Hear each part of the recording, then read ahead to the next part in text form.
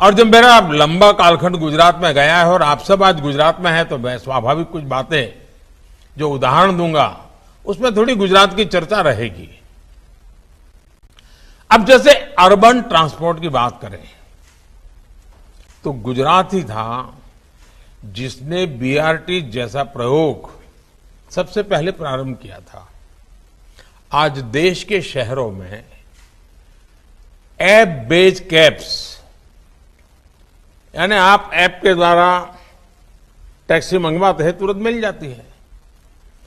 ये बात आज हिंदुस्तान के में कॉमन हो गई है, लेकिन गुजरात में बहुत साल पहले इनोवेटिव रिक्शा सर्विस जी ऑटोज की शुरुआत हुई थी।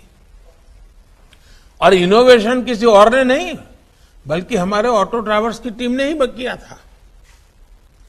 आज रीजनल रैपिड ट्रांसपोर्ट सिस्टम और मल्टी मॉडल कनेक्टिविटी की इतनी चर्चा होती है, लेकिन गुजरात में बरसों पहले मल्टी मॉडल कनेक्टिविटी पर काम हो रहा है। ये सारे उदाहरण मैं आपको इसलिए भी दे रहा हूं क्योंकि इसमें हमें ये भी संदेश मिलता है कि हमें बहुत आगे की सोचकर काम करना होगा। मुझे पता है कि आप में से कई मेयर्स इस दिशा में बहुत अच्छा काम कर रहे हैं, और जब ये सम्मेलन हो रहा है तो हमें एक दूसरे से बहुत कुछ सीखना है। साथ बैठेंगे, साथ बातें करेंगे, बहुत चीजें जानने को मिलेगी, हर एक के नए नए प्रयोगों का पता चलेगा। साथियों, आजादी के अमृत काल में आज भारत अपने अर्बन इंफ्रास्ट्रक्चर पर अभूतपूर्व निवेश कर रहा है। 2014 तक हमारे देश में मेट्रो नेटवर्क 250 किलोमीटर से भी कम था। आज देश में मेट्रो नेटवर्क 775 किलोमीटर से भी ज्यादा हो चुका है। 1000 किलोमीटर के नए मेट्रो रूट पर आज काम चल रहा है। हमारा प्रयास है कि हमारे शहर होलिस्टिक लाइफस्टाइल का भी केंद्र बने। आज 100 से अधिक शहरों में स्मार्ट सुविधाओं का निर्माण किया जा रहा है। इन अभियान के तहत अभी तक देश भर में 75,000 करोड़ रुपए से अधिक के प्रोजेक्ट पूरे किए जा चुके हैं। ये वो शहर हैं जो भविष्य में अर्बन प्लानिंग के लाइट हाउस बनने वाले हैं। साथियों, हमारे शहरों की एक बहुत बड़ी समस्या अर्बन हाउसिंग की भी रहती है। मुझे याद है कि मुख्यमंत्री के रूप में शहरी निकायों के साथ मिलकर हमने झुग्गी में रहने वाले साथियों के लिए बेहतर आवास बनाने का अभियान शुरू किया था। इसके तहत गुजरात में हजारों घर शहरी गरीबों को, झुग्गी में बसने वाले परिवारों को पक्के मकान देने का बड़ा अभियान चलाया। इसी भाव के साथ प्रधानमंत्री आवास योजना शहरी, इसके तहत भी पूरे देश में करीब 1.25 करोड़ घर स्वीकृत किए गए हैं। साल 2014 से पहले जहां शहरी गरीबों के घरों के लिए 20,000 करोड़ रुपए का प्रावधान था, वहीं पिछले 8 वर्षों में इसके लिए 2 लाख करोड़ रुपए से अधिक का प्रावधान किया गया है। आप लोग ये आंकड़े याद रखोगे, मैं आशा करता हूं कि 2014 के पहले 20,000 करोड़ और आज 2 लाख करोड़ से ज्यादा। ये शहरी गरीबों के प्रति हमारी प्रतिबद्धता को दिखाता है। लेकिन ये हमारा दायित्व बनता है, जब सबका प्रयास, सबका विश्वास, ये कहते हैं, क्या इन लाभार्थियों के बीच जाके हम बैठते हैं, जो झुग्गी झोपड़ी में है, जिनको घर आगे चल के इनको कभी जाकर के विश्वास देते हैं क्या?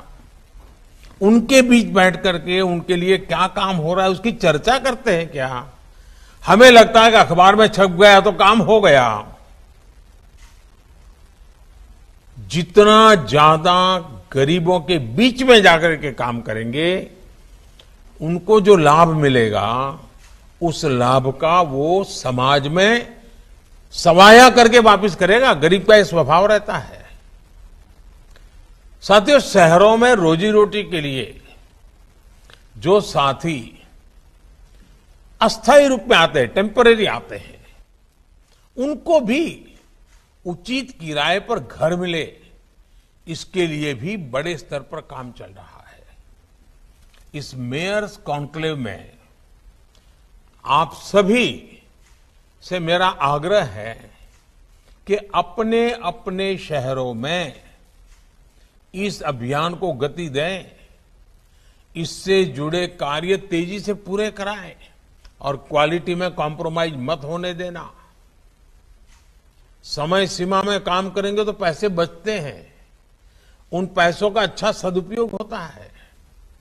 साथियों, शहरी गरीबों के साथ साथ जो हमारा मध्यम वर्ग है, उनके घर के सपने को पूरा करने के लिए भी सरकार ने हजारों करोड़ रुपए की मदद की है। हमने रेरा जैसे कानून बनाकर लोगों के हित सुरक्षित किए हैं, खास करके मध्यम वर्गीय परिवार। किस स्कीम में पैसा डाल देता था, स्कीम पूरी नहीं होती थी। जिस काम का पहले नक्शा दिखाया जाता था, पैम्फलेट दिखाया जाता था, जब मकान बनता था तब दूसरा हो जाता था, साइज छोटी हो जाती थी, कमरा बदल जाता था। रेरा के कारण अब उसको ये अधिकार मिला है कि उसके जो निर्णय हुआ है वो चीज उसको मिलनी चाहिए। भाजपा के मेयर्स के रूप में, शहरों के मुखिया के रूप में रियल एस्टेट सेक्टर को बेहतर और ट्रांसपेरेंट बनाने का आपका दायित्व ज्यादा है। सुरक्षा के लिहाज से शहरों में बिल्डिंग का बेहतर और ट्रांसपेरेंट ऑडिट हो, ये बहुत आवश्यक है। पुरानी बिल्डिंगों का गिरना और बिल्डिंगों में आग लगना, ये चिंता का विषय होता है। अगर हम नियम कायदों का पालन करें, उसका आग्रही बने, उसको सुनिश्चित करना हमारी प्राथमिकता होनी चाहिए। साथियों, मैं आपको एक और बात बताना चाहूंगा। चुने हुए जनप्रतिनिधियों की सोच सिर्फ चुनाव को ध्यान में रखते हुए सीमित नहीं होनी चाहिए। चुनाव केंद्रित सोच से हम शहर का भला नहीं कर सकते हैं। कई बार शहर के लिए फैसला बेहतर होते हुए भी इस डर से नहीं किया जाता कि कहीं चुनाव में नुकसान हो जाए।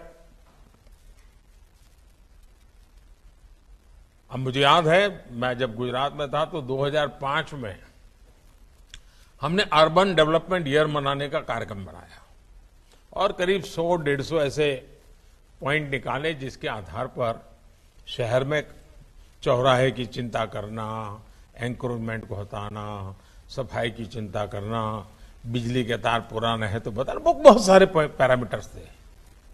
और जनभागीदारी से चौराहों के सुशोभन के लिए भी बहुत काम हुआ। अब उसमें एक मुद्दा था एंक्रोचमेंट हटाना। अब जब एंक्रोचमेंट हटाना शुरू किया तो मुझे मेरे गुजरात के भाजपा के नेता मिलने आए। उनका कहना था, साहब अभी तो हमारा कॉर्पोरेशन और पंचायतों का चुनाव आने वाला है, अपने कार्यक्रम कैसे ले लिया। अच्छा, मैं भी भूल गया था कि 2005 को मैंने अर्बन डेवलपमेंट ईयर बनाया, लेकिन उस समय चुनाव है, मुझे भी ध्यान नहीं था। जब सब लोग आए, मैंने कहा देखो भाई, अब ये बदल नहीं होगा। हमें लोगों को समझाना होगा, लोगों का विश्वास बढ़ाना होगा। मैं जानता हूं कि जब हम एंक्रोचमेंट को हटाते हैं तो जिसका जाता है उसको गुस्सा भी आता है, नाराजगी होती है। लेकिन मेरा अनुभव दूसरा रहा। जब हमने एक ईमानदारी से प्रयास शुरू किया तो लोग स्वयं आगे आए। लोगों ने जो अपना कभी आधा फुट, 1 फुट, 2 फुट कुछ न कुछ किया था, सबने हटाना शुरू किया। रोड खुल गए, रोड चौड़े बनने लग गए, क्योंकि उनको विश्वास हो गया कि यहां पर कोई भाई भतीजावाद नहीं है, मेरा तेरा नहीं है, एक कतार में जो भी है सबका हटाया जा रहा है। तो लोगों ने मदद की, अतिक्रमण हटा, रास्ते चौड़े हो गए।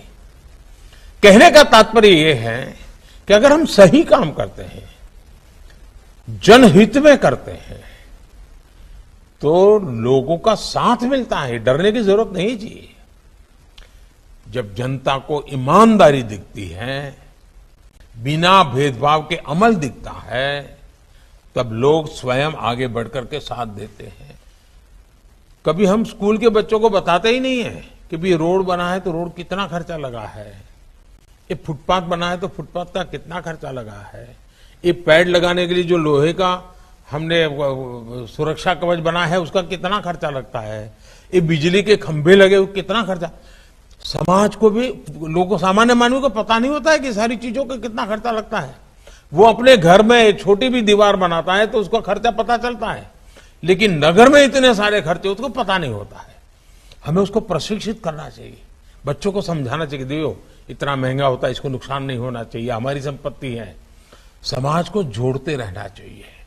साथियों, अर्बन प्लानिंग में हमने देखा होगा कि शहर के सामान्य मानवीय की सुविधाओं को कौन संभालता है भाई? बड़ा वर्ग जो है वो कोई बड़े बड़े मॉल में नहीं जाता है, उसकी तो आवश्यकता है रेहड़ी पटरी वाले पूरे करते हैं।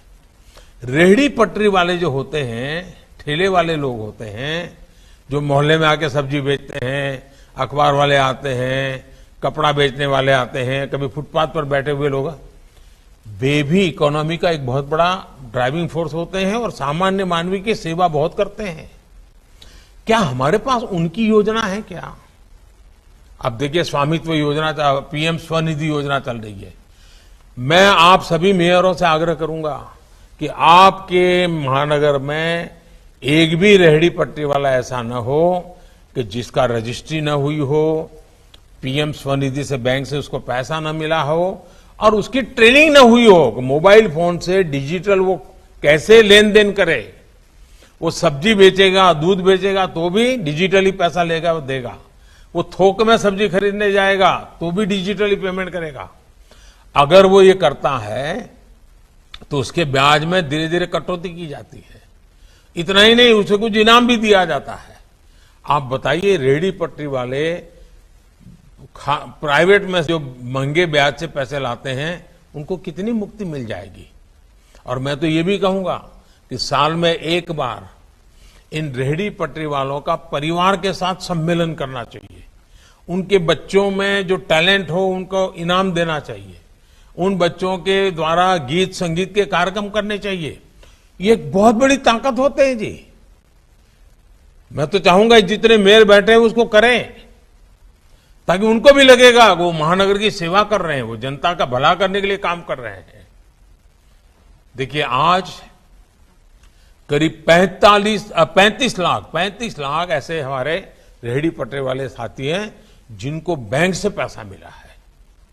और मैंने देखा है कि वो समय के पहले वापस भी देते हैं और नया ऋण भी ले लेते हैं।